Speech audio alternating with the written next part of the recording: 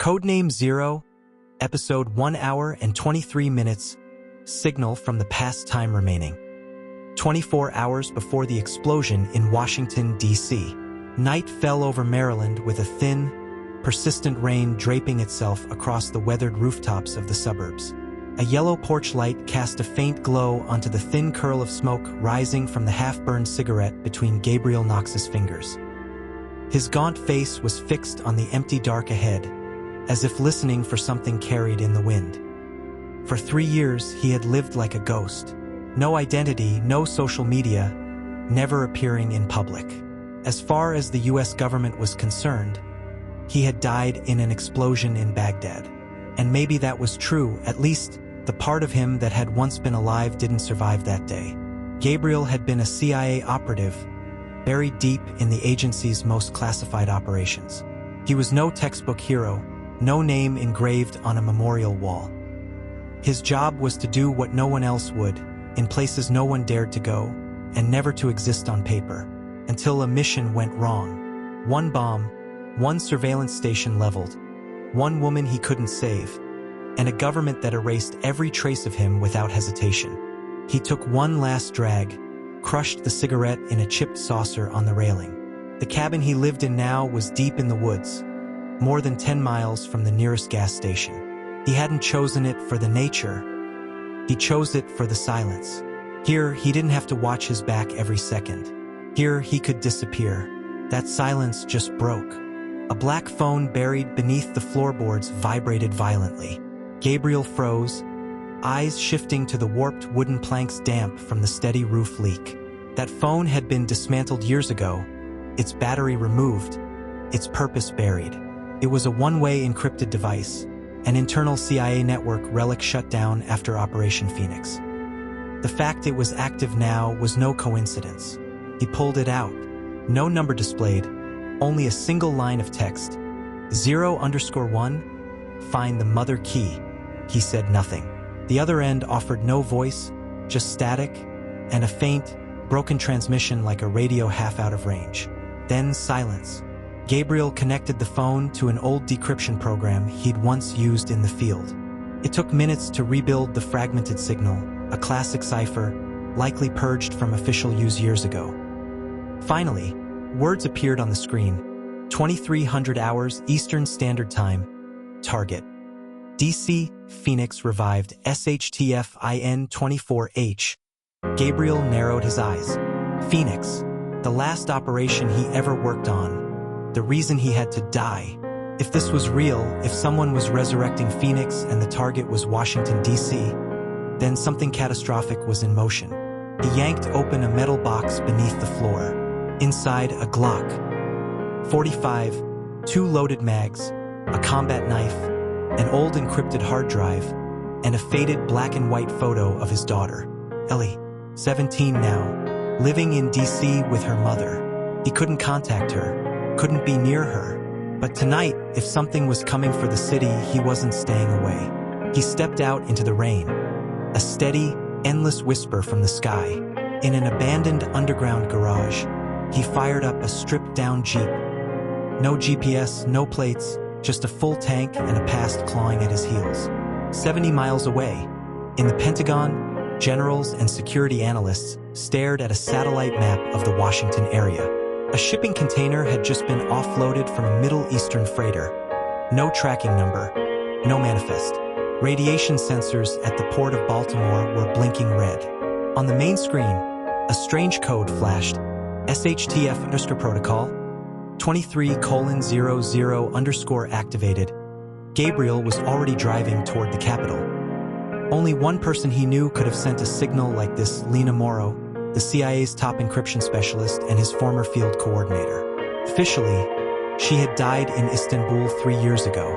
Her body was never recovered. If she was alive, if she sent the code, it meant the traitor had never left the system. Phoenix wasn't dead, it had been waiting. 12:35 a.m., an underground bar in East DC, where the dim red light made everyone look like they belonged to the wrong side of a story. Gabriel stepped into the back room. Travis Hume, ex-CIA tech specialist turned outlaw hacker, sat waiting, eyes sharp with a mix of disdain and curiosity. "A dead man knocking at my door. That's something," Travis said flatly. Gabriel tossed a USB drive onto the table. "Decrypt it. I need to know who's bringing Phoenix back." Travis plugged it in. Lines of code poured across the screen. The smirk on his face faded into something else. "This isn't fake. This is Omega-level code. Only 3 people ever had access. Lena, the National Security Director, and the traitor." Gabriel cut in. Travis typed faster. A map appeared, a red warning pulsing in the heart of Washington. "Phoenix Unit online. Phase 1 initiated. Hostile signal inside White House. Beneath the White House, a hidden tunnel opened. Men in transport uniforms pushed a massive steel-clad cube, its contents unknown, unquestioned. Every step, every motion pre-programmed. In the Jeep, the lights of the Capitol rose on the horizon. Travis looked at Gabriel. "If you go down this time, there's no one coming to save you." Gabriel didn't look back. His voice was low, rough. "I'm not here to be saved. I'm here for 24 hours." The countdown began. 23 hours. The darkness had never ended. It had only been waiting. Codename 0, Episode 2 hours and 1 minute, Gate 7 time remaining. 22 hours before the explosion in Washington, D.C. The night wind in the Capitol was colder than usual. Summer in Washington was normally stifling, but the air tonight carried something unnatural, like the city was bracing for a storm that wasn't just wind and rain. Gabriel parked his Jeep a few blocks from the White House, behind a public lot whose security cameras had been dead since a past administration. Eguour no tactical gear, no vai, no coms. Just a black coat, the Glock at his side, and eyes that let no one through. In his mind was the map of Washington, D.C.'s underground tunnel network, a Cold War relic connecting federal headquarters, museums, and bomb shelters. He knew at least 7 official entrances, and over a dozen more no one would admit existed. But only one connected to the White House without requiring government-level clearance. Gate 7. Gabriel followed a back alley behind the National Archives. There, hidden beneath a concrete staircase, was an unmarked steel door, its electronic lock corroded with age. From his coat pocket, he pulled out an old codebreaker, outdated tech, but still more than enough for a lock programmed in the 90s. A soft click broke the heavy silence. The door swung open, revealing a narrow stairwell plunging deep into the ground. The smell of damp concrete and rusted metal hit him. Gabriel drew a flashlight, sweeping each corner for signs of tampering. Everything looked untouched, exactly as it had when he'd last walked away from the system, which meant someone had gone to great lengths to make it look that way, and that, to him, was the clearest sign it was in use. At 30 meters down, the tunnel forked, one branch toward the Pentagon's data vault, another toward the White House. At the junction, something made him stop, a hand-built motion sensor bolted to the wall.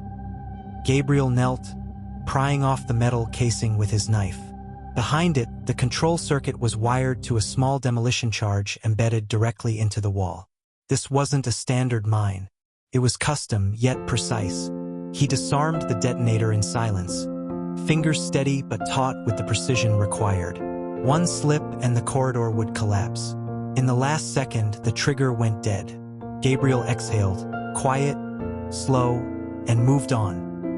At the far end of the tunnel stood a steel door with fingerprint and voice code access. Gabriel's biometrics had been purged from every federal system 3 years ago, but he knew something the system's creator hadn't anticipated. The old voice key could still be fooled if you knew exactly what to say. He leaned into the mic and spoke. Codename 0, restart from the ashes. A soft beep, silence. Then the door unlocked. Inside was a cramped, dark technical room, lit only by the crimson glow of the emergency system, and in the center stood Lena Morrow, or at least the woman he had once believed dead. She was thinner, her eyes more feral than before, but it was still Lena, the encryption specialist Gabriel had worked with for 6 years on Operation Phoenix. Their eyes met without tears, without embraces, without apologies. Just 2 people who had survived one nightmare now meeting in the middle of another. "You came," Lena said quietly. "That message was yours?" "I had no choice. Phoenix has been reactivated, but not by the government." Gabriel didn't press her. He scanned the room. A large monitor behind Lena displayed an infrared energy map of DC, and at its center, beneath the White House, was a pulsing energy mass, unlike any nuclear weapon he had ever seen. It was charging, not a traditional bomb, but a strategic electromagnetic pulse device, capable of erasing America's communications, banking, transportation, and satellites in a single breath, sending the nation back to the Stone Age. Lena handed him a data card. Inside is a list of 12 names. All of them were part of Phoenix. 9 are dead. 3 are still active. One of them, Wade, has infiltrated the White House security detail. He's programming the EMP to unlock at 2300 hours tomorrow night. Gabriel looked at the card, then at her. "I'll have to get inside the White House." No. "Internal security has changed. There's no way in unless you get Wade's passcode. And he's at Fort McNair." Gabriel nodded. Fort McNair was the most secure military installation in the district. If Wade was there, he wasn't just protected, he had the authority to trigger the device remotely. The monitor clock ticked over to 2 o'clock. 22 hours left. Gabriel turned toward the steel door. Lena called after him. "Are you sure you'll survive this time?" He didn't look back. "I don't need to survive. I just need to stop it." Codename 0, Episode 3 hours 4 minutes and 40 seconds. The reversal. Time remaining 18 hours 20 minutes before the detonation in Washington, D.C. The sky was still dark, a heavy morning fog silently spilling over the Potomac River, swallowing the faint outlines of government buildings behind sheets of cold glass. Fort McNair lay quiet on the southern bank, one of the oldest military installations in the United States, now hiding a deadly secret within its walls. Gabriel stood atop an abandoned building across from the base, tracking every movement through a thermal scope.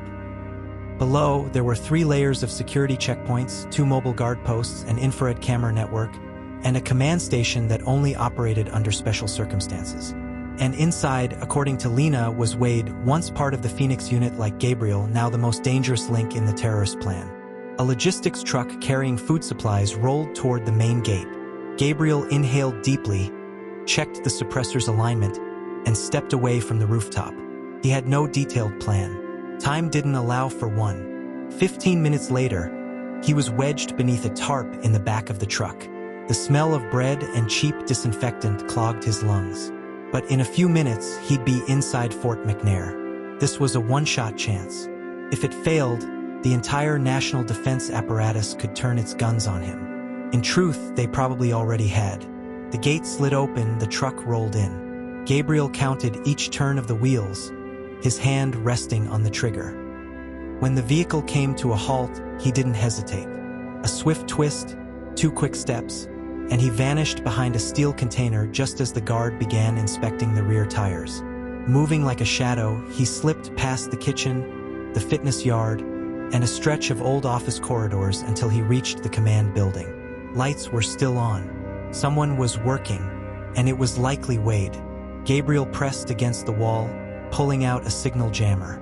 He sent a 30-second interference pulse into the camera network, just enough to unlock the rear door without leaving a trace. The door clicked open. He slipped inside. A tall man sat at the control console, headset on, speaking in a low, steady voice. "Target update confirmed. Countdown stable. Package secure." "Wait." Gabriel raised his pistol without thinking. "Hands behind your head. Now." Wade froze. Didn't turn. Didn't seem surprised. "You got here faster than I thought, Gabe. Don't call me like we're still teammates." "So what are you now? A ghost trying to save America? Or just a man who can't accept he was abandoned?" Wade slowly turned. The same face, but older, more worn. And in his eyes, not fear, but something closer to regret. Then Gabriel saw it. A small, unnatural scar at the base of his neck.